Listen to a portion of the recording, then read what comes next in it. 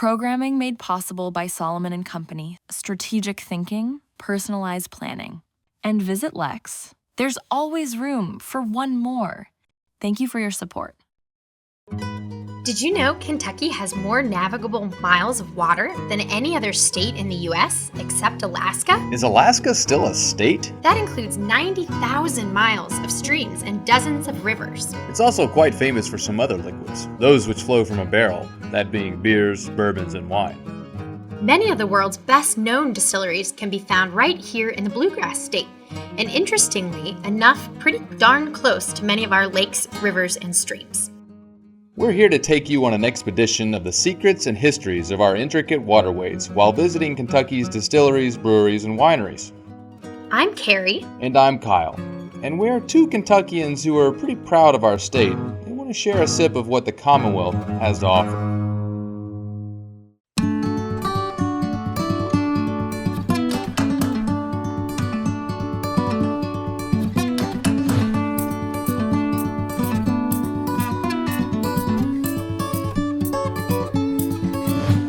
Ta-da! Hey, Kyle. Did you fall off the shelf? It's funny you should ask that. I have not fallen off any shelves, but by the looks of things, I will have my opportunity later this evening. I love this place. The Elkhorn Tavern is so cozy. You know, this building has been here for more than 200 years. This building? Right? This building right here, and it's still in operation. All of these beautiful spirits, award-winning spirits you see, have been made, distilled, bottled, all right here, 100 feet away. Right here. Right Wow. here. This is just a wonderful place to be in the Distillery District on a cold day, Kyle. I am so excited about this episode because we've never done anything this time of year. Well, don't think that's gonna get you out of being on the water, Kyle. You're gonna do a little bit of recreation on the water later. We'll see. Today is full of history. I'm gonna take a little tour later and see all of the wonderful things there are to eat and drink down here. Maybe toss some dough at Goodfellas. And what are you gonna do today, Kyle, besides working on your gravity? After this, probably do more of this with another very well-known distillery here at James E Pepper. Then some more liquids in the form of moo cow dairy at Crank and Boom, which is right next door. Some frozen ice cream treats, maybe a few boozy concoctions. What all do we have in front of us here? Kyle, this is some award-winning spirits here. We have a Barrel House Select. We have a Barrel House Select Cask Strength. This is the Rock Castle Bourbon, which is one of the most rare bourbons in Kentucky right now. And over here, we have a Kentucky-inspired rum. We mentioned spirits. This is the spirit of Marley's, spirit of Christmas past, spirit of Christmas present, and the spirit of Christmas It's yet more to like come. the spirit of, Henry Clay and James Pepper and the Shenley Corporation. Yeah, those guys too, all the ghosts. I think that after we do this, there is some really good food that is also available here. There is. You should warm your belly with some of Kentucky's best burgoo made in-house. And Kyle, don't forget the corn mash muffins. They're based on a recipe from workers back in the 1930s. Do they actually have alcohol? They do. So if you eat too many of them, they might help you with your gravity a little bit. Bring us 20 of those muffins. That'll be great. That'll help wash this down. And let's try this and eat some food and then go make merry. Awesome. I want to try this.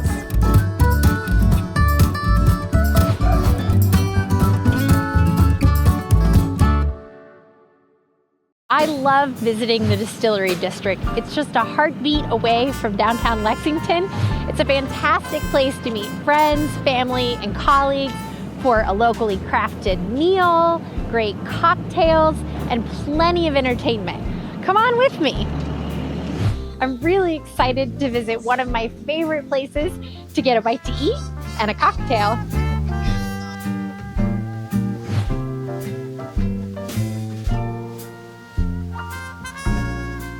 This space is incredibly beautiful. It didn't look like this though, did it? Heck no, it didn't. It was, there was no roof, no floors, no windows, and we had the vision to bring it to light. And we're super excited that we did. You put a lot of work into this building. You were able to save some of these gems, like this beautiful feature right above us. Yeah. How important was it to you to preserve this distilling history in this space? absolutely. It was very important. And we had big support from our landlord, and it was just very accommodating when we said, hey, let's keep a giant coal hopper above the bar. He's like, well, I was going to take that out because it's in the way of creating the roof line. No, you've got to leave. You've got to leave as much as we can. We've got to leave all this steel and all the features of the boiler room that were here originally for the James Pepper. So we have this beautiful old building. We have this new concept for you. It makes me pretty thirsty. Yeah, our team down here does great, excellent craft cocktails. They start with ideas, use seasonal ingredients, and craft amazing cocktails that are a great price point for everyone. Do you have a favorite cocktail you want to share? So we are going to feature our Broken Hatchet today. A Broken Hatchet? Yeah, so we're going to make the Broken Hatchet with Old Pepper, James Pepper. So the bourbon, it's a bourbon, it's got some walnut bitters. We do a house made creme brulee, simple syrup. Creme brulee? Yeah, very little vanilla notes. And then we torch a cherry with a high-proof whiskey wash, if you will, and then we light it on fire. I am in. We're talking creme brulee and fire. Yes. Sounds like fun. I'm thirsty for sure. Yeah, let's do it. Look at this. These look amazing. Yeah, there you go. Broken Hatchet. Cinnamon. Yeah, it's good. Yeah, it's very delicious. aromatic. Yeah, cheers. Chin chin. Wow. I can see why that is very popular. Yeah. Well, all this drinking is making me hungry. We got a pizza place. You want to go throw some dough and have a little fun? That sounds like a blast. Yeah. Let's go. All right, let's go.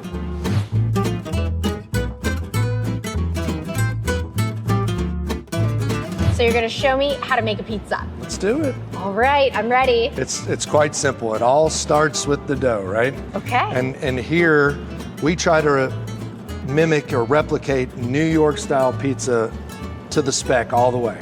So you got to start with the water. The water? Yeah, filtration of the water is very important. So we try to get soft water at all of our locations.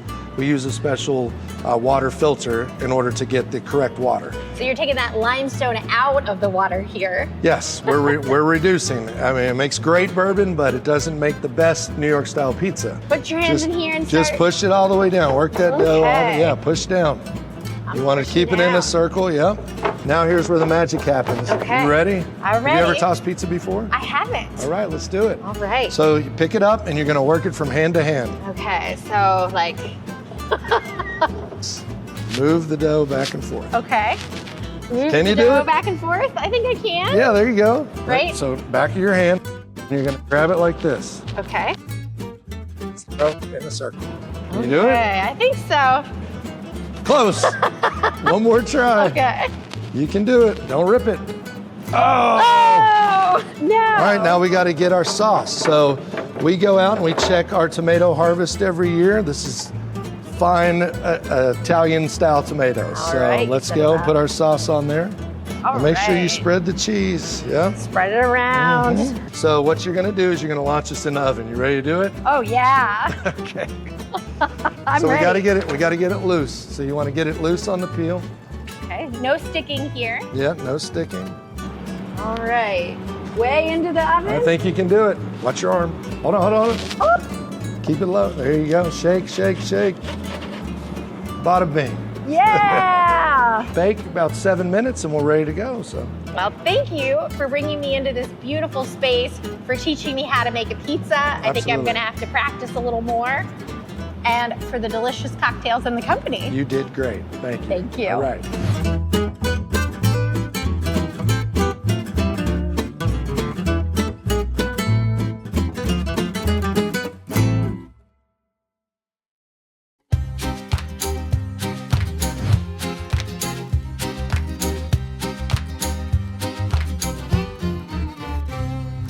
So Catherine, thanks so much for taking some time to give us a tour of this amazing venue and this history. So how long has bourbon been made here? So back in the 1800s when James purchased the distillery, this sat on 40 acres. So we had 40 acres worth of distillery, multiple rick houses, and we were one of the most highly produced whiskeys in Kentucky. We are sent out to USS Grant during the Civil War. He sold his barrels to Henry Clay, which is a famous Kentucky senator. So we were very well distributed even back then. After James's death, unfortunately, Prohibition did hit. So even though the distillery had to stop producing whiskey, we were able to sell our whiskey as medicine. Prohibition, but you know, it is good medicine. It is great medicine. Excellent, excellent medicine. So unfortunately, after Prohibition was repealed, we did burn down. Well, that happens. Yes, right? but we were rebuilt in 1934, and that's the building we're standing in today. This is from the 1934 rebuild. But there was a gap there, right? So we were abandoned in 1967 by the Shinley Corporation because the whiskey bubble had burst, but we were picked back up in 2017. Wow, so something in front of us, this is pretty neat. Like, is this from the 1930s as well? So this still is not from the 1930s, but it is based on the original design. I love that. I've got to get one of those for my living room. And it's working right now. This is making the stuff. It is distilling it there. Is that it right there? Is that the... So that is our low wine, and then it will go through our doubler and then create high wine, and that is what's going to go into our barrels to be aged as whiskey. Excellent. And my laundry is in this one right here, so just so you know. So let's head into our museum, and I think I can rustle up an old fashioned for you. Old fashions in a museum. Sign me up. Let's go.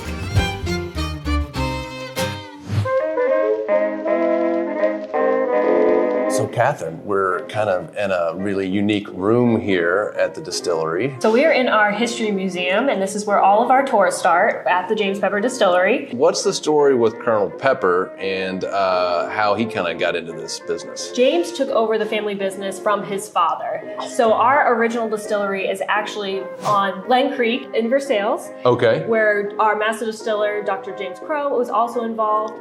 James took over the family business at 15. So luckily for James, he had a godparent in Colonel E.H. Taylor, which really helped James along the way until he was an adult and capable of running his own family business.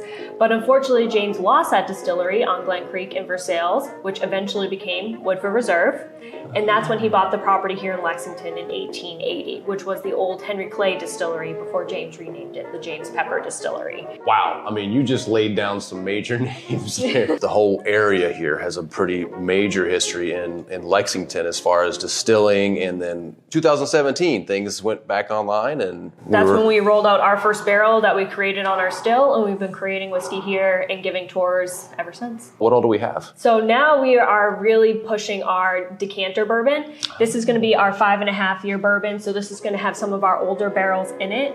It is a blend of all five of our different bourbon mash bills, but what is unique about the bottle is that this is a recreation of a bottle that was actually produced in the 1940s. And we have that original bottle in our museum with us. So Amir had that bottle recreated and kind of in the original design, just a little bit with more modern twerks to it. But one unique feature that we have here at the distillery that I highly recommend trying is the old-fashioned cocktail if you have a chance. And this goes back in our history.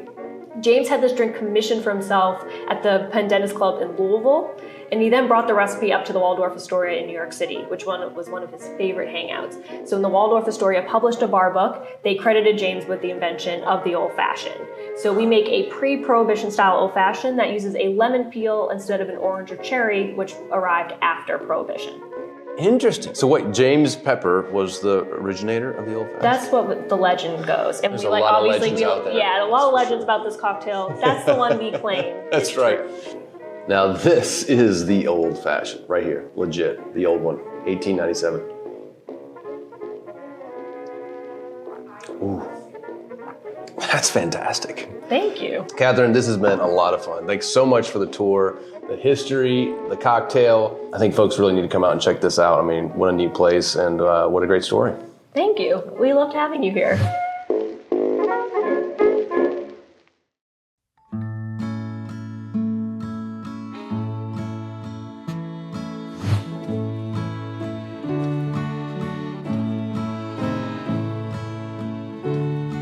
Andy, thanks for meeting me to tell me about all the history about this wonderful creek we have right here. So we're at the town branch here in Lexington, which is a branch. It's called the town branch because it's a branch of the Elkhorn Creek. The Elkhorn Creek is 99 miles long, which is literally as long as it can be without becoming a river. It has to be 100 miles to be a river. And it has all of these tributaries off of it. And one of them is the Town Branch. And it is here in Lexington, and it's why we're here in Lexington. So Lexington is where it is because of this creek. Yes. In 1775, the McConnell brothers, who were here exploring the land in a group, they had other people with them, but it's always the McConnell brothers that get the credit, came down the Elkhorn and through the Town Branch tributary to what is now considered the Blue Hole at McConnell's, what is now in McConnell Springs Park. And they named Lexington in June of 1775 after the Revolutionary War battle that had just happened in April at Lexington and Concord. Now, the Town Branch has been here much longer than that with different names, and it had brought humans, indigenous people, into this area since at least 9500 BC. But we see so little of it now. Yes. So I'll tell you, when I came to UK 100 million years ago to be an undergraduate student, I, like a lot of people who come to Lexington today, where's the water, right? I grew up near a river. I know as a historian that rivers and water make community. And I was shocked that, like, where is it? I don't understand how this 300,000 person metropolis exists. And that's because we covered it up. This river is why we're here, and then we covered it up. Yeah. Why did we cover up Town Branch? Well, it took a while to cover. It was about a 60-year project. Once the city had started to build up in the very late 18th and 19th centuries and into the 19th centuries, the Town Branch flooded like all rivers do, right?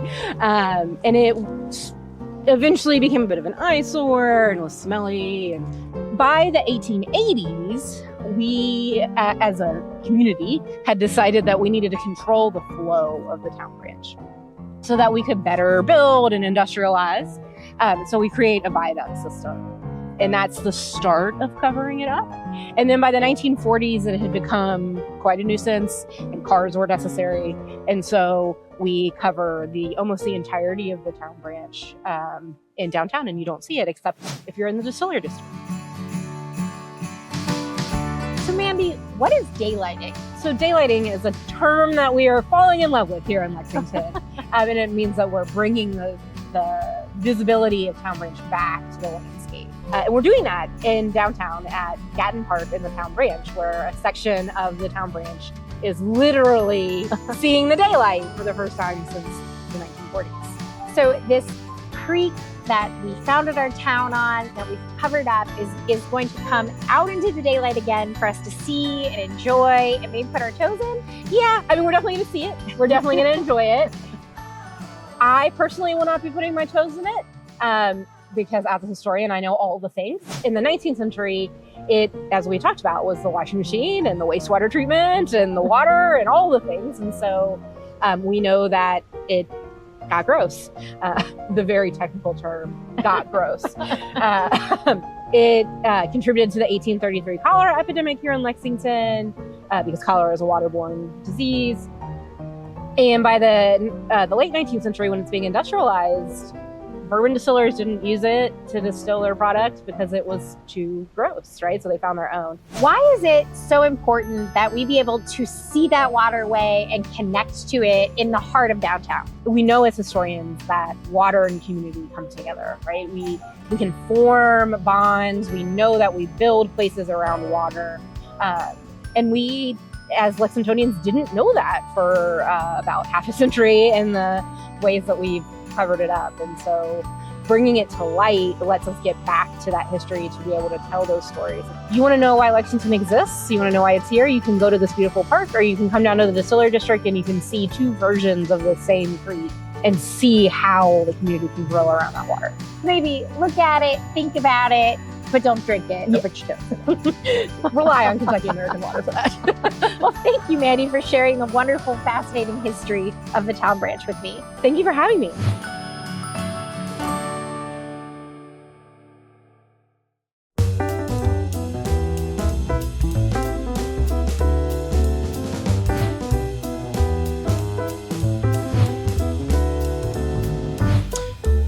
You know, Tao, when I was a small child, I was not allowed ice cream.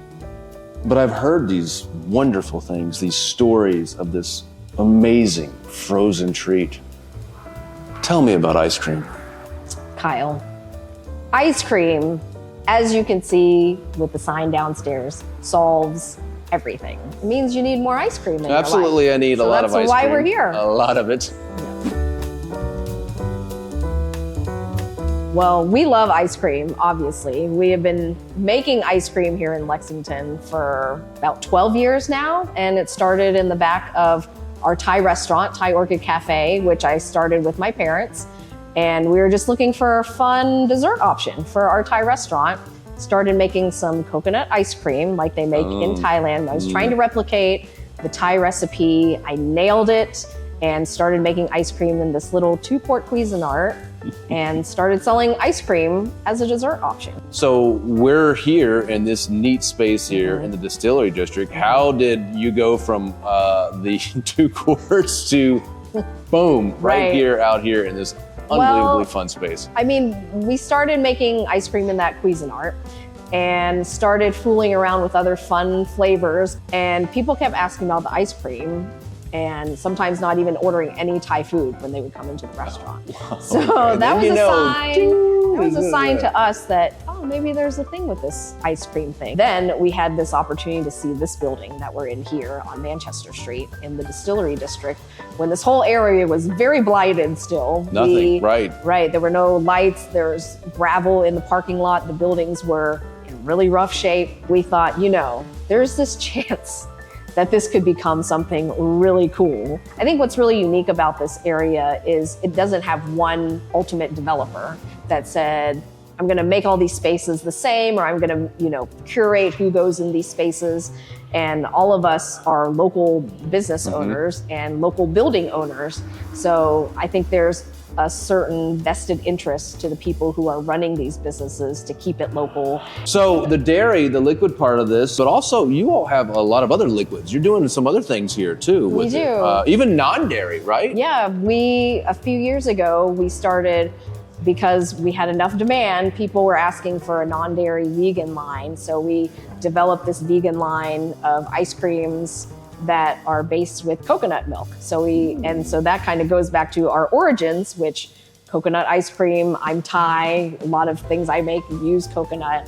So having a coconut base for our vegan line feels very aligned with who we are. I didn't even know you could milk a coconut. That's interesting. You gotta squeeze it real hard. And we've got some other drinks. We do, yeah. So this space here, we originally called the Crank and Boom Ice Cream Lounge because we wanted to create kind of a desserty lounge where people could come after dinner, and it wasn't just a place where you pop in and grab your ice cream and leave. We want you to come and stay, make memories, and we created this menu that has boozy ice cream cocktails. And right now, during our winter time, we do boozy hot chocolates. So imagine like a s'mores and bourbon cream and ice cream and chocolate sauce and whipped cream, or berry white with blackberry ice cream and boozy floats. What do you think? Should we go downstairs and see what? I think see what's frozen. Yeah, we might want to see the boozy fun things up close. Oh, we definitely might want to. Let's go check it out. All right, so we have 3 very delicious looking items here. I want you to just tell me what. So we got a little bit of a theme here because we're in the Distillery District, so we got to have all the bourbon things. So this is our root beer bourbon float. So it's got bourbon cream and bourbon and honey ice cream, and of course our classic IBC root beer, all mixed in one. So it's like a root beer float on steroids, right? Amped up Kentucky style. Oh, yes. So it's amped up. It Amped is amped up amped and up in the best delicious. way. Oh. And then this is our famous bourbon ball sundae that you've got to try. And this was featured on Cooking Channel's Best Thing I Ever Ate. So holy cow, that's some strong. Yeah. That's so Jason Smith, wow. Chef Jason Smith, came and said this was one of his most favorite things. So it is. Yeah, hang on to that. So it's on a. It's in a waffle bowl. The bowl. Yeah, Look at so we bowl. have our homemade waffle bowls that have a little bit of cinnamon in them. That's why it smells so nice in here. And then bourbon honey ice cream with chocolate crunchy bomb sauce, candy pecans. It's just like eating a bourbon ball, but in Oh my god. ice cream sundae form. It really is.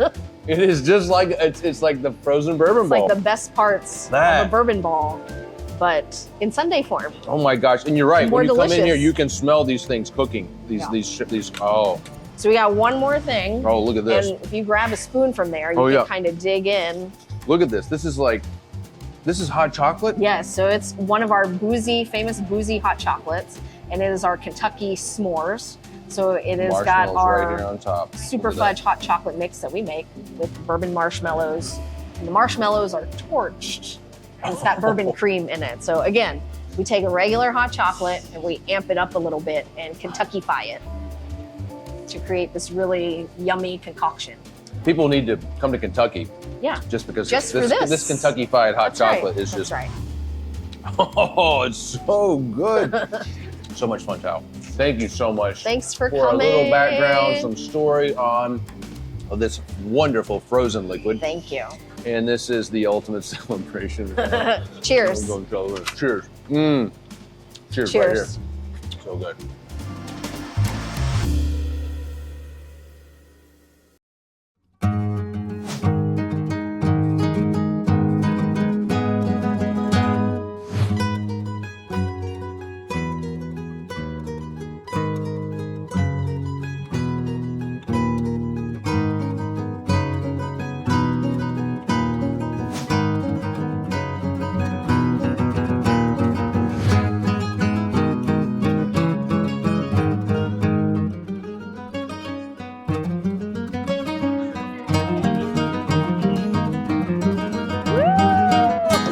Oh, whoa! How much fun was that? Wow, it's a lot. You got some moves, Kyle. I don't know about that, but I managed to not fall down, so that's a plus. And this elf did not fall off the shelf. Yeah, so Shucks. yeah, Well, what yeah. a wonderful way to wrap up a fantastic day, Kyle. So much fun. Distillery District, Lexington, whether it's summer, winter, I mean, it's just great fun out there. I enjoyed everything I did. History, bourbon, ice cream, just, and that's just a little bit. Yep. Got your belly full, got your heart full. I am filled with the spirit, the Christmas spirit in the form of lots of brown liquid. I learned so much history, all about Town Branch. In fact, Kyle, did you know we're standing on top of Town Branch right now? It's like ice to me, but you say so. It's a wonderful way to close out a year and ring in a new one. You know what, Carrie? Until next year, We'll see you downstream.